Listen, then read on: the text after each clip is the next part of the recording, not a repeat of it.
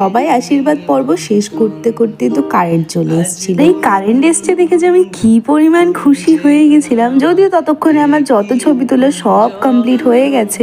কি আর করার, বললাম না আমার তো সোনায় বাঁধানো কপাল। ম্যাডামরা নিয়ে এসেছিল গিফট, সেগুলো দেওয়ার পর ওরা বসে গেছিল খেতে। আর মেনুতে ছিল লুচি, ঘুগনি, আলুর দম, পোলাও, ছোলার ডাল, বাটার পনির। আরো কি কি ছিল সেগুলো আপাতত আমার মনে নেই। আমি শুধুমাত্র আলুর দম আর বাটার পনিরটা বানিয়েছি, যেটা তোমরা আগেই ব্লগে দেখেছো। তবে আমাদের ম্যাডাম অনুস্মিতা রানী, উনি নিজের ব্লগে বলে দিয়েছেন সব কিছু নাকি আমি বানিয়েছি। আলুর দমটা আমি বাড়িতে সবসময় বানাই, তবে আমার মায়ের খুব একটা পছন্দ হয় না, কিন্তু সেই দিন এটা বানিয়ে আমি প্রচুর প্রশংসা পেয়েছি, যার জন্য আমি খুবই খুশি। অনুস্মিতারা তো খাওয়া দাওয়া করে চলে গেছে, এবার আমরা বাড়ির সবাই বসেছে খেতে। আর রিয়া দিদি বললো গিফটস গুলো খোল, দেখি কি কি পেয়েছিস। তাই বসে গেছিলাম এখানে গিফটস খুলতে।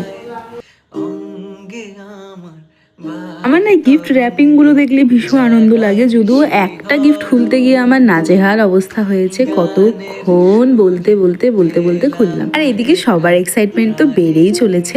এই কাপটা দিয়েছিল অনুস্মিতা, যেটা ভীষণ সুন্দর ছিল। মাগটা না কিছুটা ফ্লাক্স টাইপ, আর ভেতরে ভীষণ কিউট একটা ইউনিকর্নের ছবি দেওয়া ছিল, যার জন্য আমার খুব পছন্দ হয়েছে। Thank you.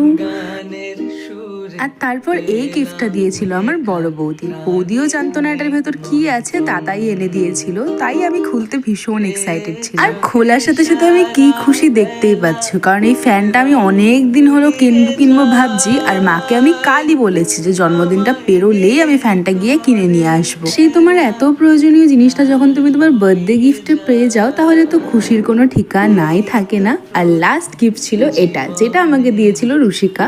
এটার মধ্যেও ছিল একটা কফি মাগ, অ্যান্ড এই কাপটাও ভীষণ সুন্দর ছিল। আর তার সাথে পেয়েছিলাম বেশ কিছু চকলেটস। যাই হোক, আজকে ভিডিওটা এখানেই শেষ করি। তোমাদের সাথে দেখা হবে অন্য কোনো ব্লগে। আজকে ভিডিওটা তোমাদের কেমন লাগলো অবশ্যই কমেন্ট করে জানিও। টাটা।